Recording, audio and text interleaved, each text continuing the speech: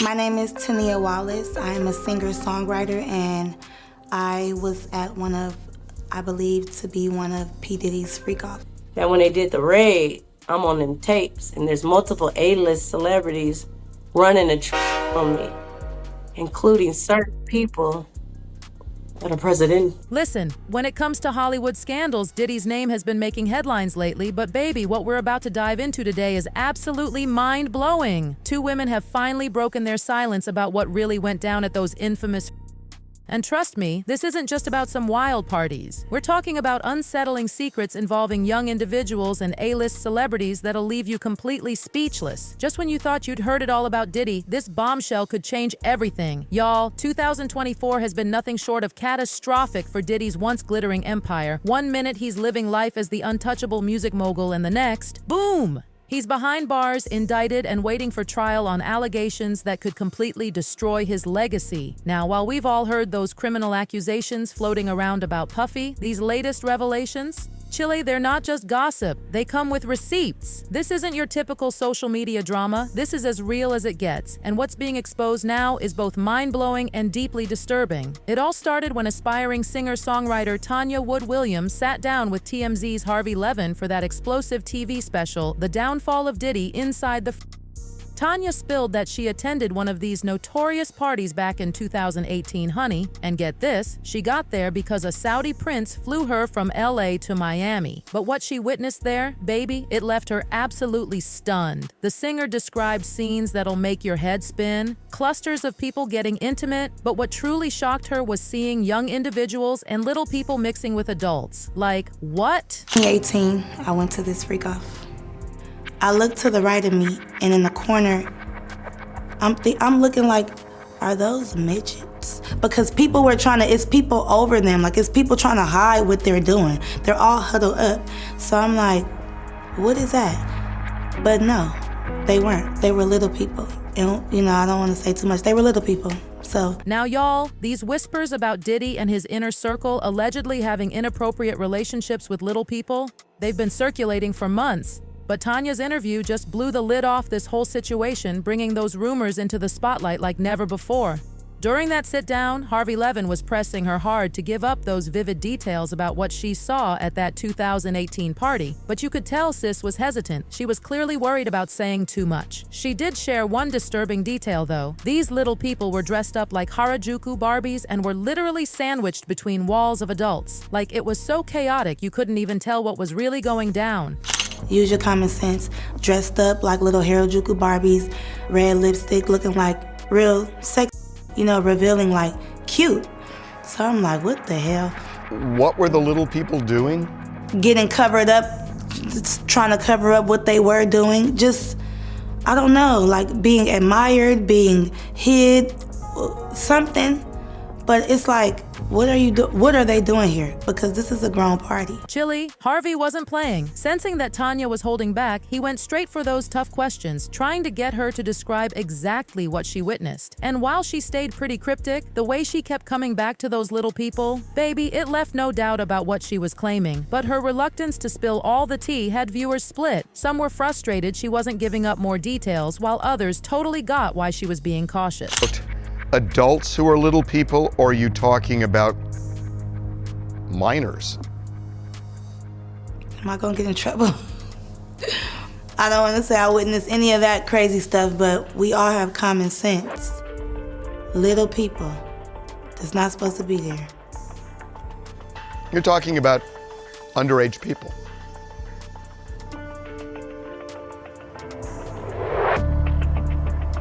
It's a shame.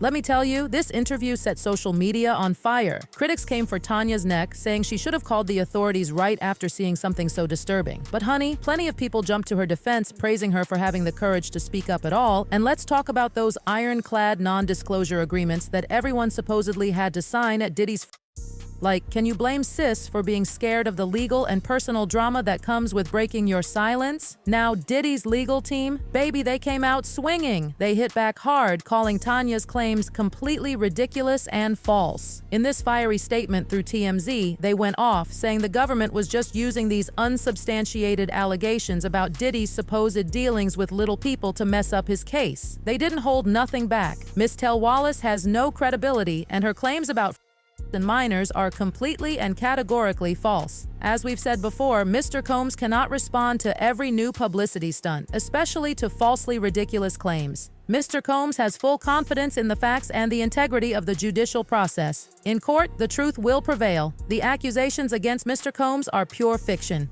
But y'all, just when Diddy's team thought they were putting out one fire, honey, a whole hurricane came through. Enter Adria English, and baby, she brought a whole different level of tea to this situation. If you thought Tanya's interview had you shook, Adria's story will have you gagged. This woman did not hold back or sugarcoat anything. Adria, who's been making waves lately with accusations about Diddy and his alleged criminal enterprise, finally got her moment to tell her full story, thanks to Lano B giving her that platform. And what she revealed? Chilly, it was nothing short of mind-blowing. She exposed those dark secrets she discovered while working for Diddy, including claims that the feds told her she was in some of those tapes they found in his mansion, allegedly getting intimate with some famous politician. The details Adria shared were absolutely chilling, leaving everyone stunned. Before spilling all that juicy tea about Diddy, Adria made sure to address her past in the adult film industry. She wasn't trying to play victim for cheap publicity. Sis kept it real. For context, she dropped another bomb. Her production team was behind that infamous Ray J and Kim K video that broke the internet years ago. Jay and Kim Kardashian to connect.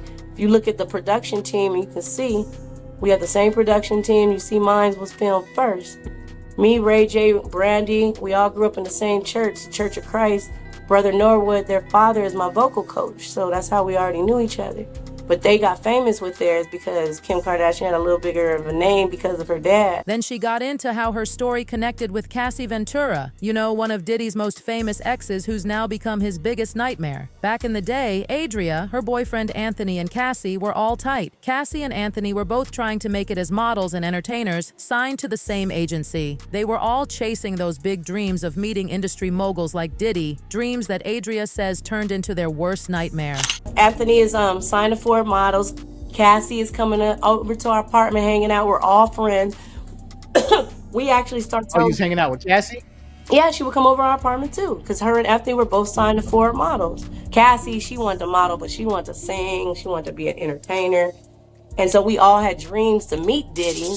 So then, the way they met Diddy? Chile. It started when Anthony scored an audition for Diddy's Sean John campaign. Anthony, knowing Adria was obsessed with the rapper, invited her to come along. But here's where it gets creepy. Adria remembered sitting in that waiting room when a model they knew walked out looking shook. They brushed it off at first, thinking he just didn't get the job. Baby, if they only knew what that reaction really meant. Fast forward, Anthony ends up getting called to audition for Diddy for the Sean John campaign. So, long story short, we sitting in the waiting room, and one of his homeboys that frequents our apartment comes out of the thing, and he's looking mad, like, shh. And so, low-key, me and Anthony laughing. We like, he must not have booked it. Like, he's salty. Like, we laughing to each other, like, you know.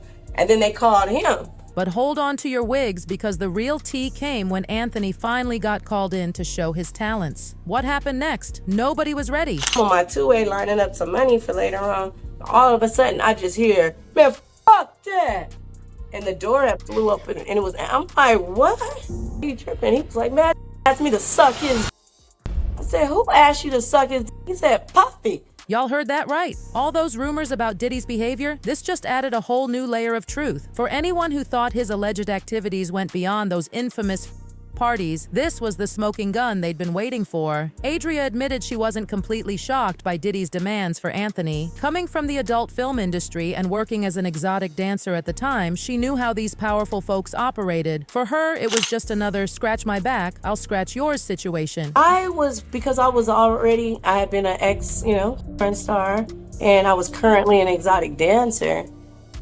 For me, it was regular scheduled programming. Like, it's just what rich people with money do. Like, he tried it. He wanted to see, you know what I mean? To me, it was more funny, but Anthony took more offense. Like, no, like, he got me fucked up. Now get this, Anthony did end up booking that Sean John campaign, but honey, there was a twist. According to Adria, the real deal went down when Thomas, one of Diddy's handlers, came to her with an offer. If she agreed to dance at one of Diddy's iconic white parties, Anthony would get that modeling gig. Adria said she didn't even hesitate, especially after what had already happened at the audition. And I ran into Tamiko Thomas, who ended up being, I call her a handler, one of Diddy's handlers, wranglers.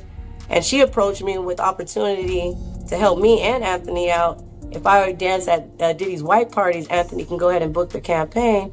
I agreed to dance at the white parties.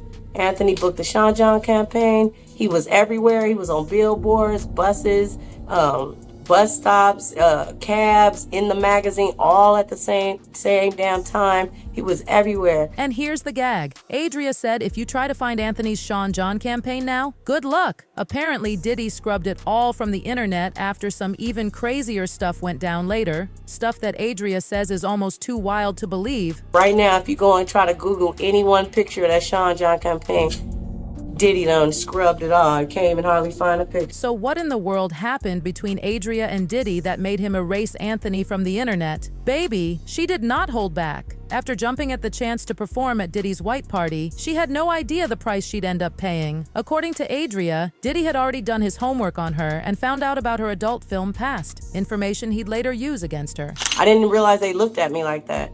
And I extra didn't know that Diddy had gotten word of my former career in the adult entertainment industry that I was manipulated into by an ex-boyfriend that I only did for 6 months out of my life. He got me to do the movies, and then when Diddy found out about it, they used that against me, and then he viewed me as somebody that was sexually exploited, worthy, and yeah. And he played on my heart. It's called coercion of the heart. For anyone who doubted Tanya Wallace's claims, Adria's revelations were a straight-up wake-up call. While we've heard plenty of rumors about Diddy on social media, none have been this detailed or personal. Adria spilled that Diddy used her dreams of stardom against her, manipulating her into doing his bidding. She fell for it, thinking this was her big break, but instead of helping her become famous, Diddy allegedly turned her into a pawn in his power games. When I told him that I rap and I sang, and he said I was dope, and he said he was going to bring me and I had a girl group out, like I'm the Beyonce of my group. They even told you that I was the dopest one. And it's called coercion of the heart. And he played on the fact that he knew I liked to rap, sing, and perform. And that's why he would bring me back year after year saying, you're getting closer, like initiation, you're getting closer. According to Adria, Diddy would use her in deals with high-profile clients, allegedly forcing her into intimate situations that he recorded. These recordings? She claims they were his insurance policy, his way of keeping control over these people. Her story painted this dark picture of manipulation and exploitation that left everyone speechless. It never happened, but he kept making me, we perform while he was wheeling and dealing and, getting jewelry from Jacob the jeweler, cutting a deal with this person, recording me and him over there so he can extort that person out of woo-woo. Things just keep getting messier for Diddy with these bombshell allegations from both Adria and Tanya. The deeper you dig, the darker it gets. Some people side-eyed Adria's story because of those famous NDAs Diddy made everyone sign, but she shut that down quick. She never signed one during her time with him, so she's free to tell her truth. Paul didn't know, but he had a plan the whole time, and that's why he made people sign NDAs that said, you can't talk about what we went through until 20 years after I died. But I never signed that. But y'all, the most shocking part of Adria's interview, she accidentally confirmed that many of these encounters with high-profile people went down at Diddy's mansion. And get this, she claimed many of those alcohol bottles at his parties were spiked with hard. She described his mansion as an arena of sin with herself and other women caught in the middle of it all. They had 3 stages, positioned throughout his mansion. It was where he lived. It was his residence. It wasn't a club. It wasn't a lounge. And so it was just makeshift stages, 3 stages set up in his house. We were elevated above the crowd. And so, but we were instructed to only drink from certain. Adria got real about how her life has never been the same after those years in Diddy's world. She opened up about her struggles, admitting that years of exposure to hard at those parties left her fighting to rebuild her life. And she thinks many others who were there are probably fighting the same battle. I believe we all, and I know I do, have a chemical imbalance. Like whenever I drink anything, it could be 1 glass of wine, all of a sudden I'm a I'm a P-star. Like, on my mind, I just black out and I'm that. Y'all, there's so much more to this explosive interview. Dark, shocking details that paint this disturbing picture of what allegedly happened behind those closed doors. And something tells me this is just the beginning. If you don't want to miss any more of these jaw-dropping revelations, make sure to smash that like button and hit subscribe. Now, what do you think about Tanya and Adria's allegations? Does Adria's detailed account of her history with Puffy make her story more believable? Drop those thoughts in the comments below. I'm dying to hear what y'all think about all this tea.